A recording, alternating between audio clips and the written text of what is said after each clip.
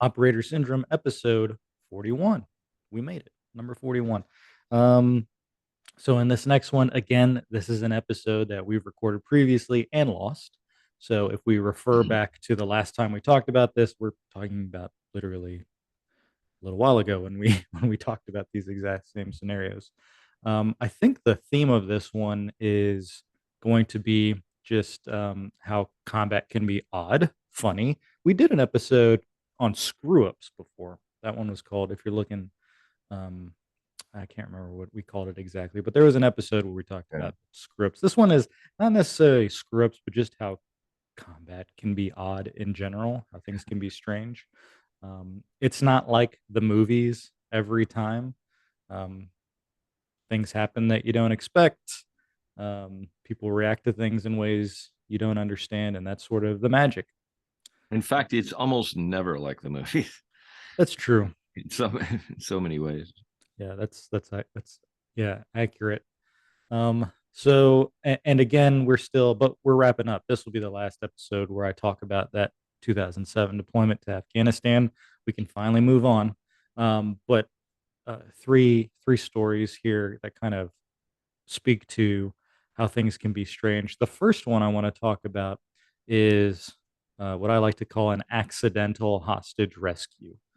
Um, for for those who don't know, the uninitiated, hostage rescue is um, a very specific mission set. We have the United States has invested a lot of time, energy, and resources into cultivating special units of special people to handle hostage rescue. Yeah. Um, uh, those who look at this stuff in any way, shape, or form know that those are the tier one units of the Special Operations Command. You you don't really use or consider Rangers or you know uh, Regular SEAL teams. perhaps regular SEAL teams. Um, like really, we have made an investment to have folks who have that capability, and so they would be the ones to get the first crack at it. But I had an opportunity I had an opportunity accidentally to participate in like a real hostage rescue, and so I'll talk I'll talk about that. So in the middle of that deployment somewhere, don't remember when, we did not know that's what we were going to run into. For us, it was just another mission, another night, another Wednesday night or whatever it was. Hey, there's someone we want you to go capture. There's someone we want you to go roll up. They're at XYZ place. Go in the night and do it. So, I remember landing. We landed. I remember we were pretty close to the objective area and the target compound. I remember being landing up high and then walking down towards it. So that was nice, a downhill walk to wherever Always. this place was. I remember walking up to it. I remember seeing, something that sticks out in my mind was that it was brightly lit on the outside. I remember that about it. And I remember it being cold enough and there being like a fireplace or something going on where there was smoke. So it was like, it was very clear that it was occupied. And I don't remember it being a compound. I almost remember it being like the standalone house type thing. Now, again, this was 15 plus years ago, so my memory, but I don't remember it being like this big thing. It's just kind of like, sort of like a cabin out in the middle of nowhere. And so we go up to it. Um, this time, our squad is, first assault, I believe. So we go into this building, and I'm just met with sensory overload by what I'm looking at when I go in there. So we go in again, it's really brightly lit on the inside. We go in, clear our corners, sort of get a sense chance to look around. And what I'm looking at is, a group of folks huddled on the floor. They've got something over their heads and their hands are bound. And their hands are bound with like strips of carpet, like these thick strips of carpet, like going all the way up their arms. And then you've got two two guys in there. One's this fat guy. Um, One's this fat guy who speaks really good English, and one's this like wiry, shirtless dude who happens to be sort of on my side of this building. It was not this room that we were in was not, again, it's not a common layout that I would expect to see in Afghanistan. Not saying that the building contributed to any of this, but it's just something that sticks out in my mind. It was like this big open room, and it had like two fireplaces. It had like a proper fireplace, and then it had like a cooking like area, stove area. And you had this group of people huddled together, bound up, hostages. They were hostages. There's no other way to think about it. And you had these two guys watching over them, and we just so happened to hit. They were bad guys, obviously. They were doing. I mean, Yeah. there are not a lot of explanations other than these were like bad dudes. Yeah. There are not a whole lot of other explanations. And so we rolled these guys up and we caught him not paying attention. And so anyway, so the guy I'm locked down on actually, which is the wiry guy, he's freaking out. He's freaking out. I can see his eyes are like bugging out of his head. He is. It's definitely like when you catch a kid like doing something wrong. Like he's got that. Plus, he thinks I'm about to kill him. So he's got all Yeah. kinds of adrenaline going through his. He's dealing with a lot.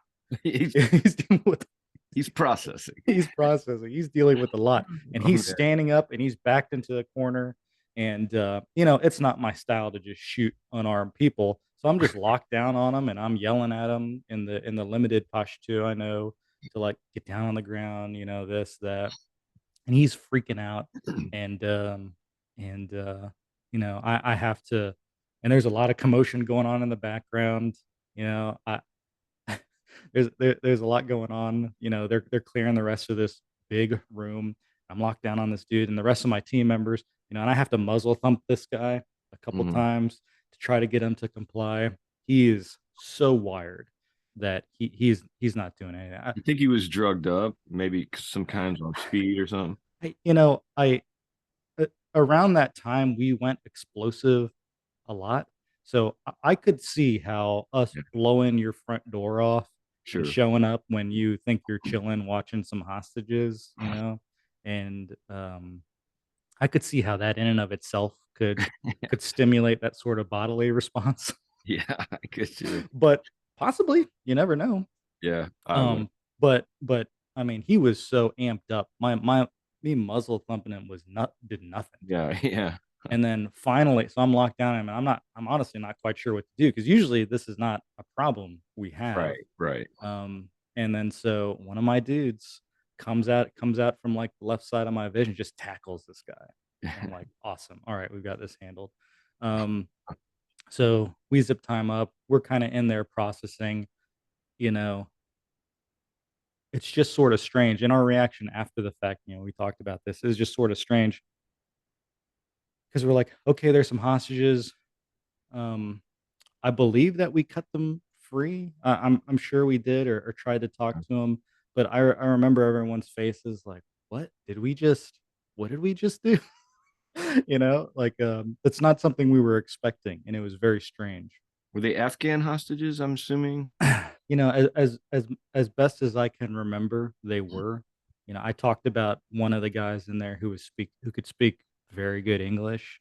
I do remember the folks who were held up at least speaking enough English to be like, "Thank you, thank you, thank you." Oh yeah, yeah. Um, but the one of the things that sticks out in my mind is that guy who spoke really good English. Um, and that was also strange. you Hmm. know I can't remember what Yeah, part of the it is country we strange. were in, but um and so and we did what we usually did. We didn't do anything extra, anything all that different that night. So um we our job is to clear the building, look for the people that we're looking for, and that's our job. And there are other folks, there are enablers that were with us.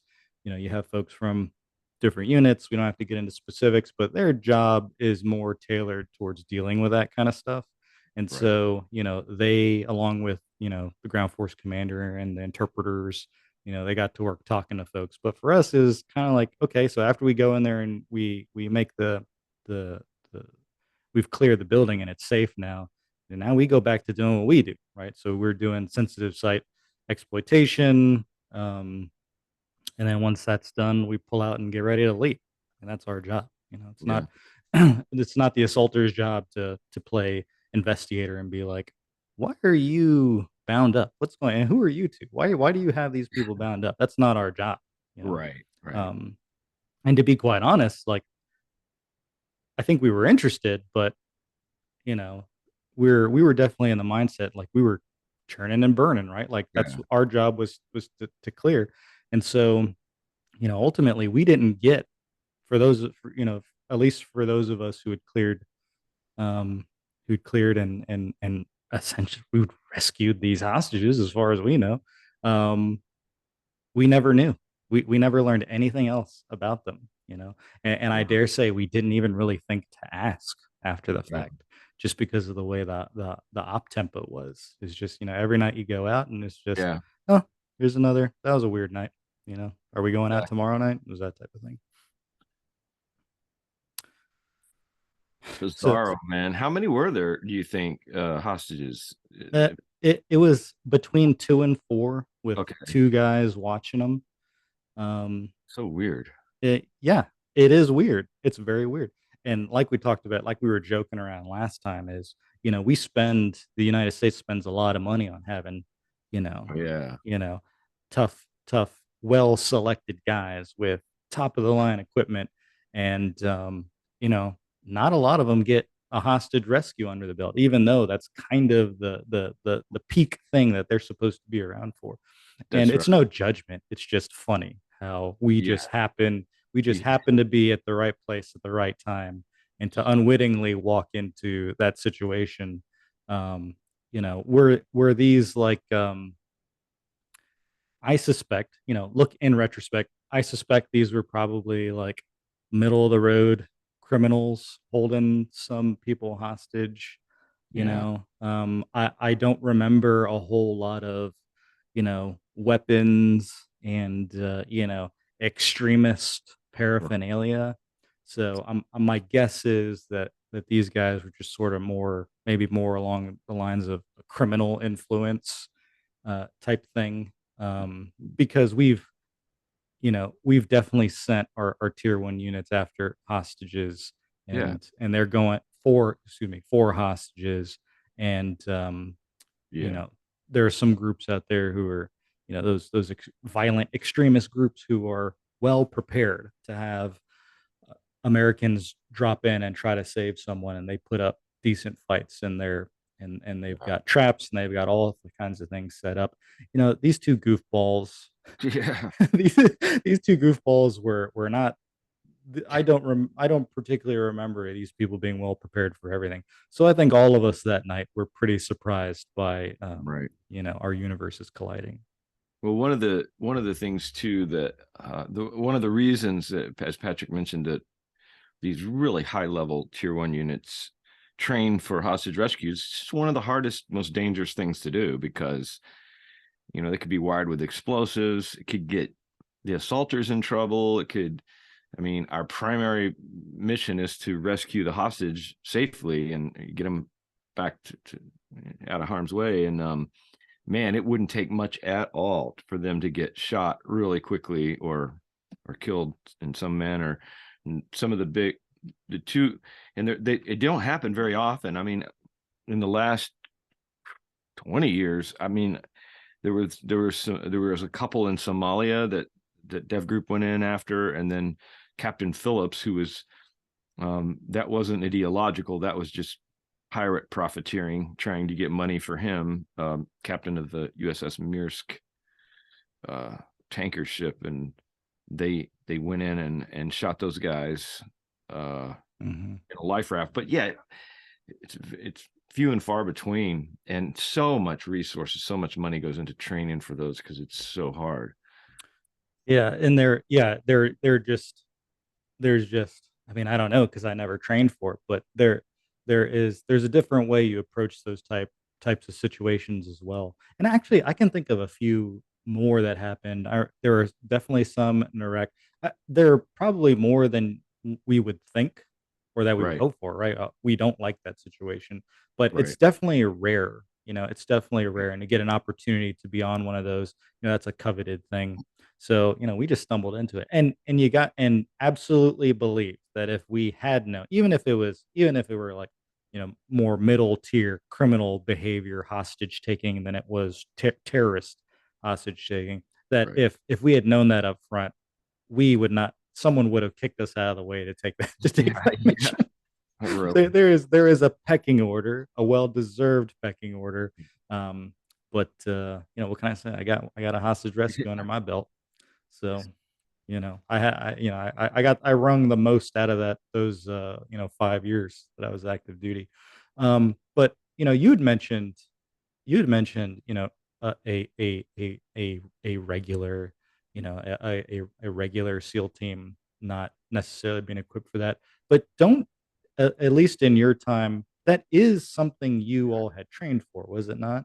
It is. We trained for it, Yeah. but it was one of those things like it was kind of like the case where when we were dealing with the coup d'etat, we were going to go in and get some people being detained. Just, I don't know if you go so far as to call them hostages, but they were not free to go, and they were American, somebody American. I don't know if they were government side or VIP CEO Hmm. types, but there again. But my point is, though, we were the second string. Yeah. If it hadn't been for Just Cause going on, it would definitely have been Dev Group or CAG going in to get those people. So yeah, we had to do it because by default, I mean, you can't have tier one units on every country on Yeah. all over the planet at the same time. I mean, they're yeah, they're limited resources, but yeah, And that would be, yeah, and I'm going to slightly take back what I said, because there are situations where Rangers rescued. So Grenada is a big yeah, example. there you So go. Rangers in Grenada are the ones, contrary to Heartbreak Ridge. Sorry, it Yeah, didn't happen that way. Love that movie. It yeah, was yeah. not the Marines who got the That, students at that's the right. True Blue campus. But the Rangers had gone in, and by the way, I don't think there was that much resistance there. But we're still going to tally it Yeah, as a Ranger rescue they there. were college students, I Yeah, believe. yeah, medical college students. Yeah, that's right. Maybe the nuance is for um bunkered in, hardened, like, absolutely that you're going to be in for a tough fight type hostage rescue. I mean, the big example for those tier 1 units was those were created in large part because of the capabilities we saw the SAS have, Yeah, back when they had that embassy hostage taking, in late 70s, early 80s, something yeah, like that. yeah. Um, That was incredible. Yeah, that I remember we talked about that a lot back in the day. That was one of the biggest, and then also the raid by Israeli commandos on Entebbe airfield mhm. in Africa. That was probably the largest, most successful hostage rescue ever. I mean, they didn't lose a single person. I don't think they lost a single hostage. And God, I mean, that was whew.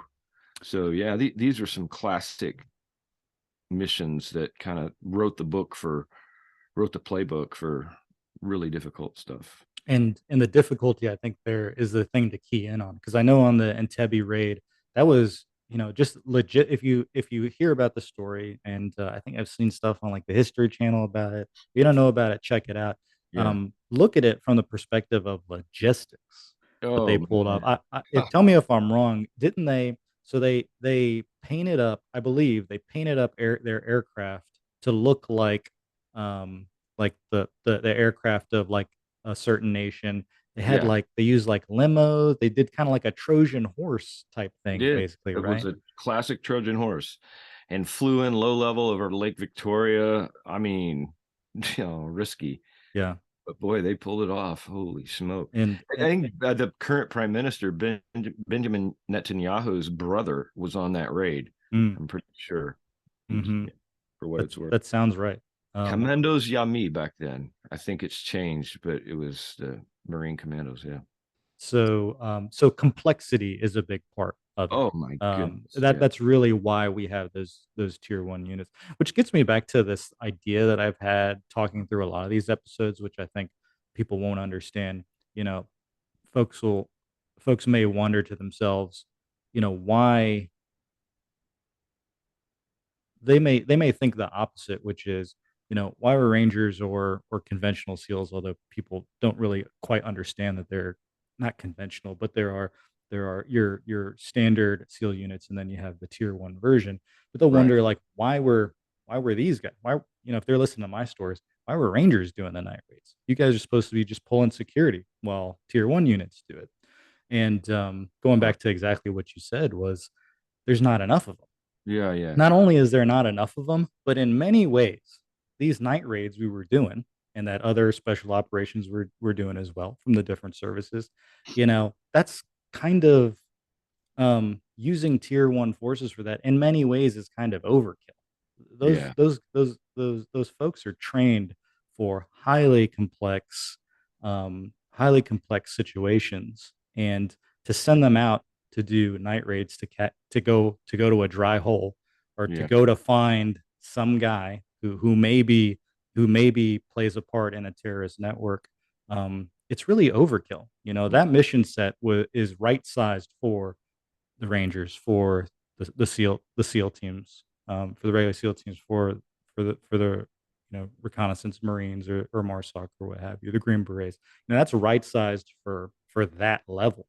Yeah. In a lot of ways, we were using those folks for something that was, you didn't necessarily need someone that highly trained to execute that mission. But when it Agree. came to missions of more complexity, of bigger stakes, they would, and rightfully did, would step in and be like, nah, this is ours. We're Yeah. taking this one. So that. Complexity is the thing, and also, yeah, yeah, complexity and the level of the mission, the sensitivity of it, and the Mhm. yeah, complexity is a good word for it. Good example of, and this might be contentious. So I'm just going to say it very matter of factly. Like this, we're going to have an episode or two dedicated to one of the largest mass casualties called Extortion 17. We've referenced it on and off in the past, but this was a case where this exact same thing. The Rangers had flushed out a mid-level. I wouldn't even call him a high-value target. It was a terrorist. I don't know if he was Taliban or Al Qaeda, but it was in Afghanistan in Wardak province, and they flushed him out. So they scrambled a QRF, which was, it happened to be a tier one unit, Navy side, and they just jumped on a Coast Guard or an Air National Guard Chinook, not Task Force 116, not First South. It was just a regular. I mean, no, I mean they did their absolute best, but the questions and the comments floating around the team area was, if we had been on Task Force 160, we probably would have lit that guy up with a RPG, who downed the hole, created this insane tragedy, and then follow on talk were among guys. Let's just put it that way. It was, what are we doing? Chasing around this guy up in the hills who was really pretty low level. I mean, not important, but you know, not Zarqawi or Bin Laden or somebody like that. It was so, yeah. You get into these dilemmas that guys talk ad nauseum about. We get into the whole thing of how best to use, and it kind of sounds silly in one level because it's like, well, every soldier is valuable. You ought to evaluate every op as, we don't want to lose a single person, and hopefully that's the mentality on any operation. But you start throwing these really high dollar assets that are trained to do the most sensitive stuff for the president and the National Security Council, and just stuff that's like seems impossible. I don't know. It gets into an interesting ethical discussion, but we don't have to get into that. Well, we'll definitely, yeah, and we'll definitely, and and I think there's some context folks don't have about not that situation. I wasn't involved in Yeah. that. I was long out by then, but a lot of folks will ask the question, wait, why was a tier one Navy unit QRF for a Ranger Strike Force?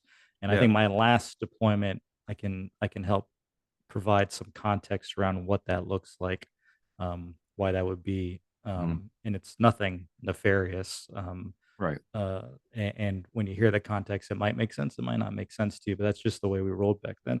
But uh, but yeah, so I guess all that to say is again, just hostage rescue for me, one. Hostage rescue for some other folks, zero. That's it. That's the end of that story. That's the end of that story. Let's see. Another kind of weird. Oh, okay. So another sort of odd moment, or just sort of where combat can be funny or weird. We're doing a night raid. We're doing a long infill, which means that the helicopters or our mode of transportation is going to drop us off far away from the objective area and the target compound, and we're going to walk in because we want to have the surprise of not showing up on loud vehicles. So the place we got dropped off was this, like, it's like a valley. Valley is not even the right word. I need to brush up on my geography, but it was basically like a plain, I guess is the right way to describe it. It was like a moon-like plain, absolutely flat, absolutely devoid of any vegetation or large terrain features for miles and miles and miles. And on either left and right side of us were mountain ranges, but where we were was we could see forever, and it was good illume that night, and we were walking in. So this was, back then a long infill was 10, 12K clicks, kilometers, and you'd walk in.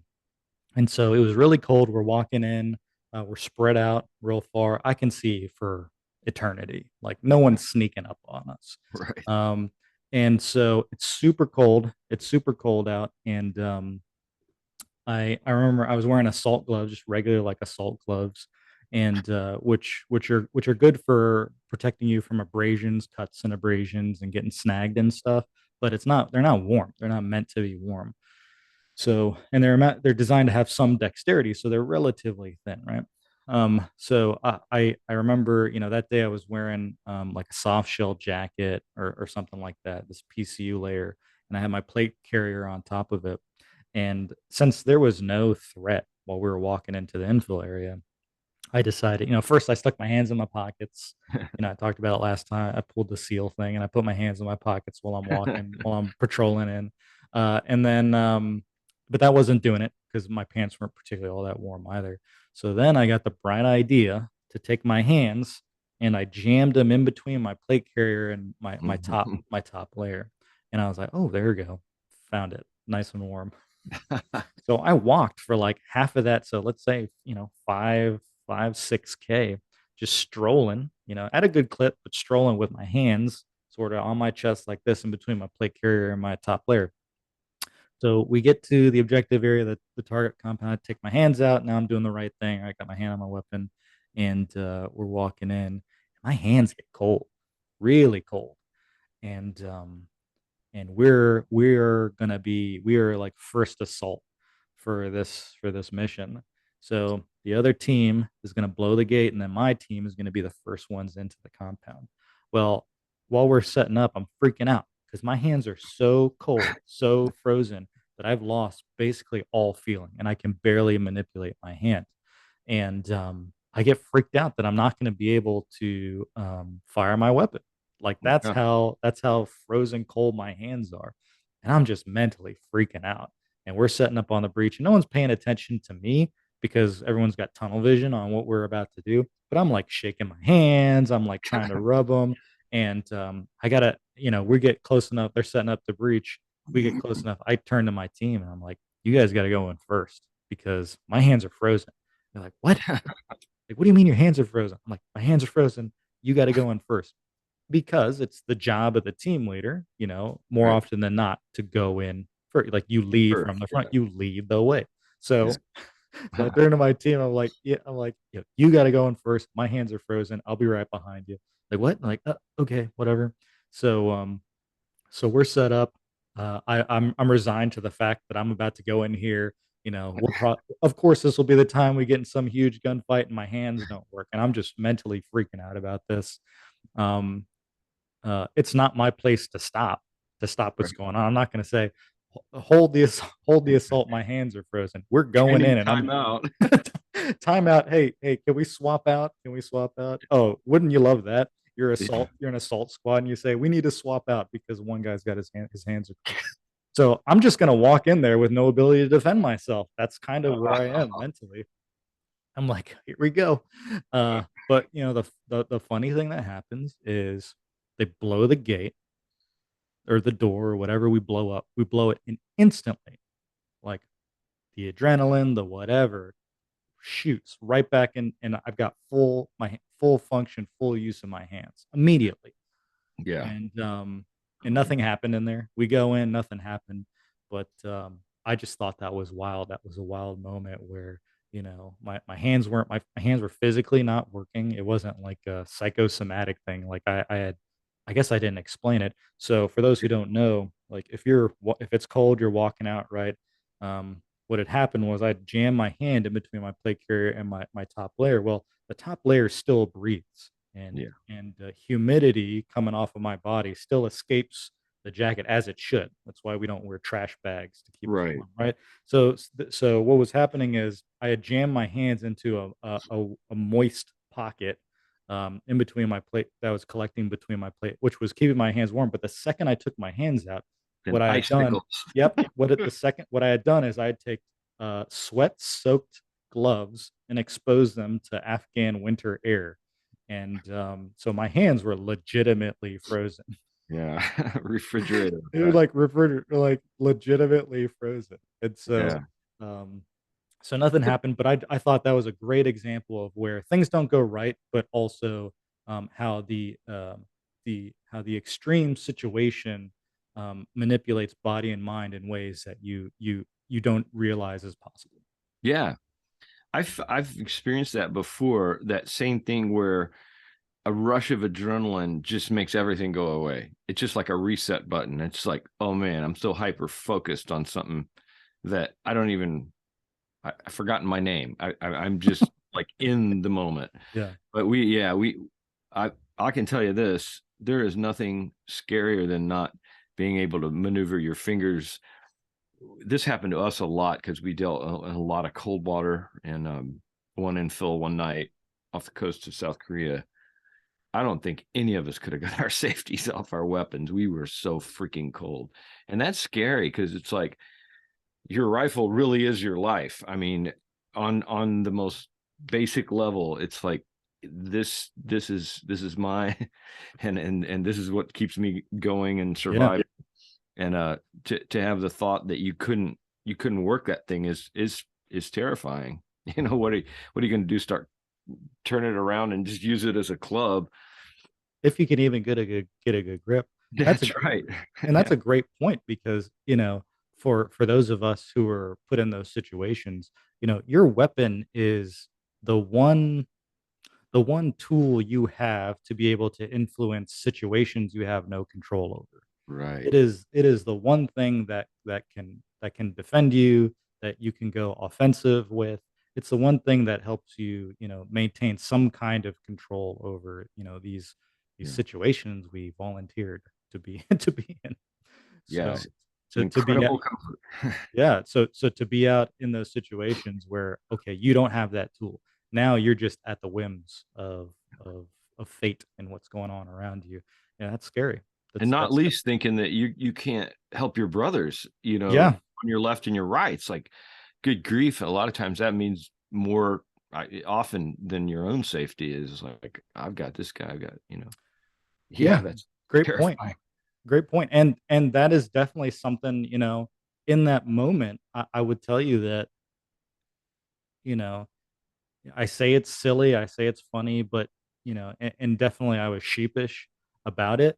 You feel that way, but on another level, you take it as a failing, right? On some Yeah. level, for me, right?